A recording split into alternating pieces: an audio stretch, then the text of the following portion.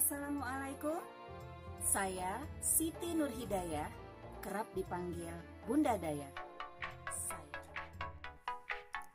Aktivitas saya sehari-hari adalah bergelut di dunia pendidikan dan anak-anak. Pendidikan semakin baik dengan menyiapkan anak-anak menjadi generasi masa depan. Saya sangat tertarik dan menyenangi kegiatan peningkatan sumber daya manusia. Apakah dalam bentuk pelatihan, workshop, seminar, talk show, dan mentoring. Terus gimana? Saya juga aktif menjadi pendongeng di Kampung Dongeng Aceh.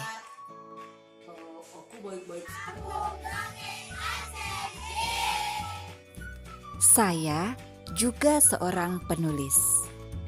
Saya Siti Nurhidayah,